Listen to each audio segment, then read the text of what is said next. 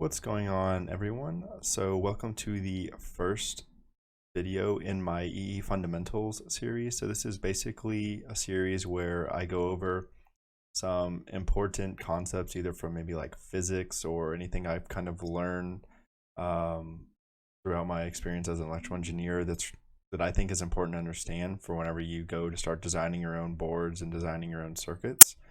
So for the first video in the series, I thought it'd be wonderful to take a trip back to physics class and talk about electricity and magnetism and some, foundational phenomena that that kind of underpin some of the technologies that you'll see in the EE world today.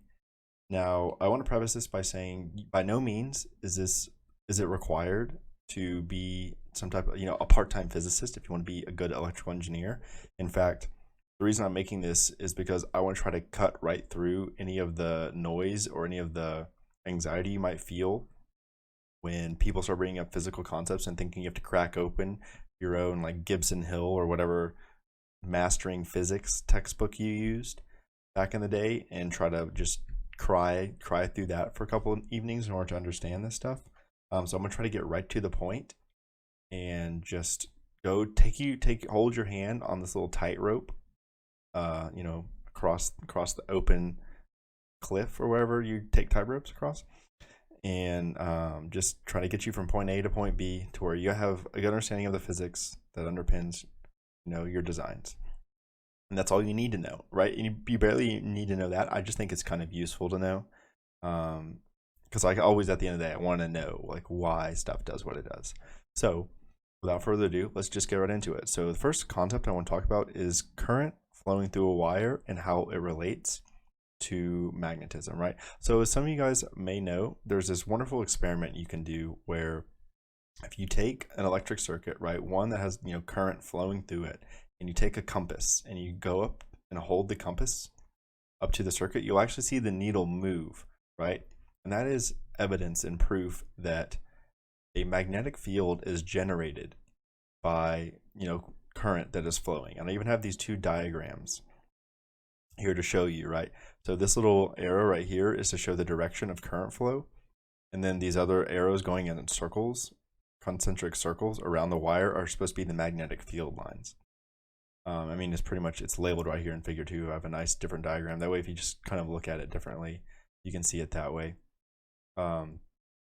So that's something that's pretty common. I think most people kind of understand that. It's also important to know, like I have noted here, right? So the current flowing through a wire generates a magnetic field around that wire, right? We just went over that.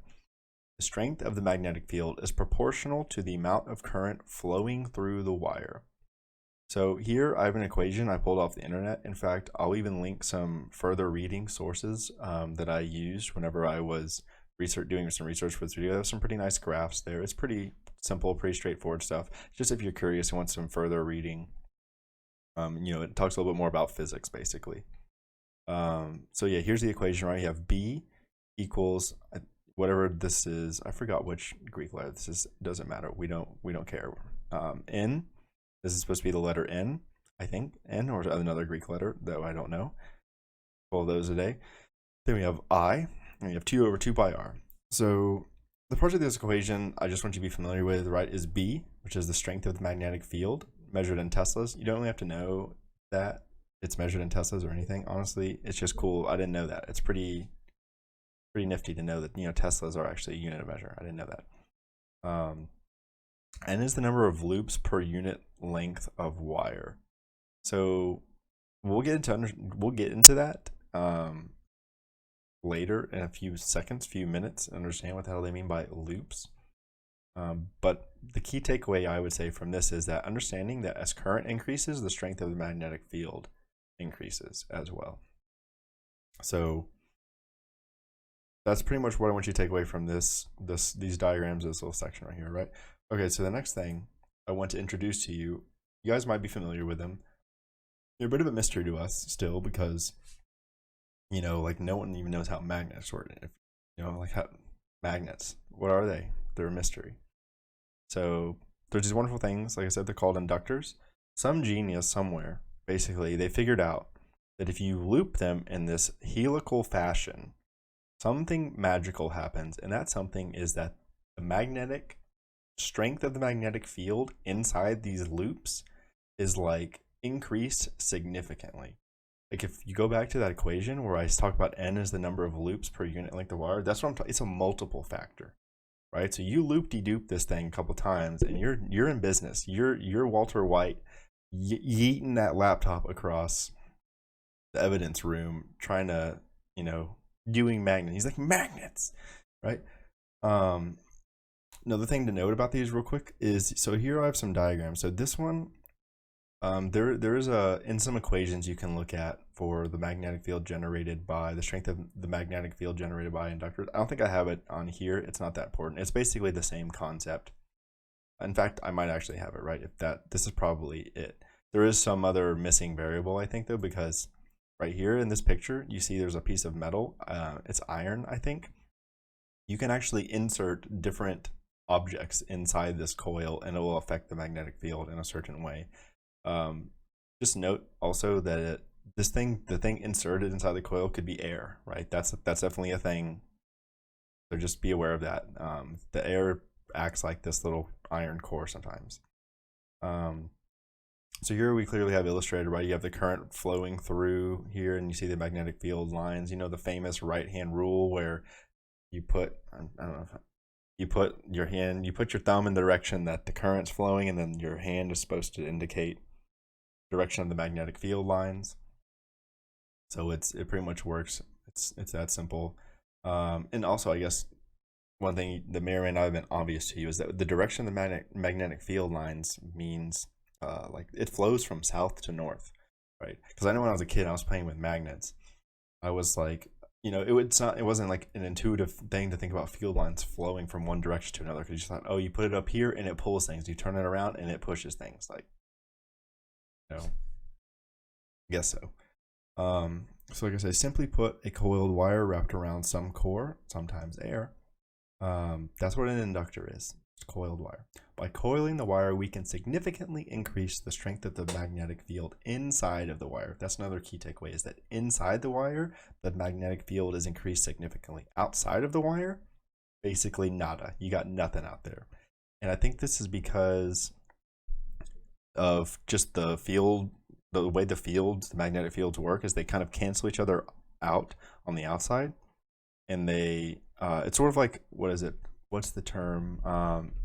Constructive or destructive interference. Basically, it's that concept where you amplify a signal by a certain way, and you can also quell or attenuate a signal based on if their field lines are like interfering with each other or helping each other out. That tug of war, and people are pulling against you or pulling with you. Kind of how simple way to put it.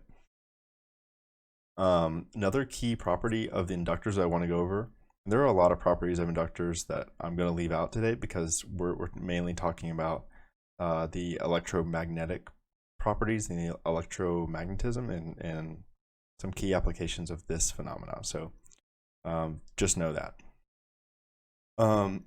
So yeah, basically, if you apply a voltage across an inductor, the current through the inductor will change over time. So these things are not like resistors. You can't just, say you took a battery and you touched it to the other sides of the inductor. Eventually, over time, like I said, the current in it will change. So eventually, over time, it's going to start acting just like your regular, ordinary, off-the-shelf wire. But at the very beginning, like as soon as you touch it to the terminals of the battery, it's going to be like a really, really big resistor. So just, understand that. There's this equation again, I'll list here. So di over dt equals v over L.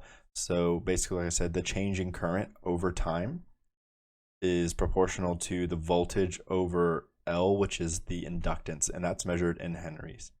And then I rewrote this equation a different way because, again, if you go in that further reading that I'll link, it will show this equation kind of written this way, and there'll be some integrals in case you want to calculate some stuff backwards. It's really not that important.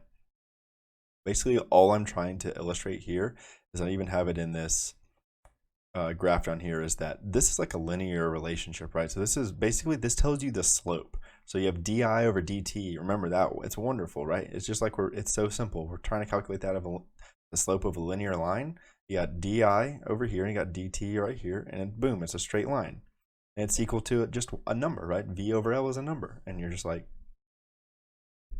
boom, I love it. So yeah, like here, I'll show you this graph, and I've redacted this part because I don't want to give away any secrets to where we're heading with this information. I'm trying to breadcrumb you, you know?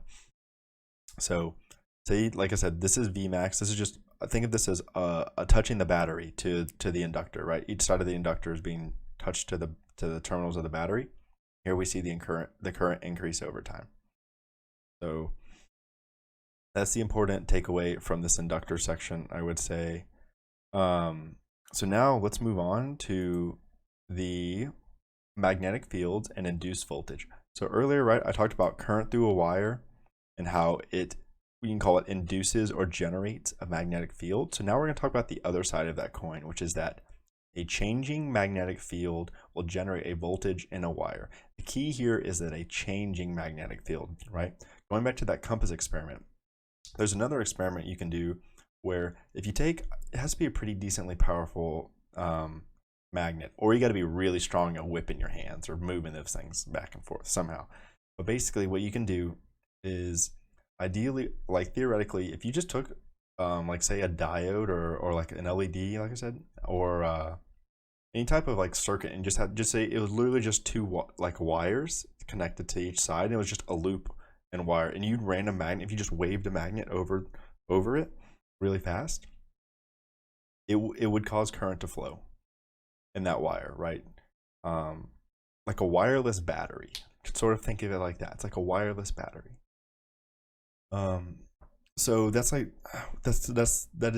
is a key concept here, right? Is that the magnetic field has to be changing though, because if you just held the battery up to that circuit I just talked about, where just the wires and the LED, nothing would happen. You have to move it. So like I said, oh yeah, and the strength of the voltage that is generated is proportional to the negative rate of change of the magnetic flux.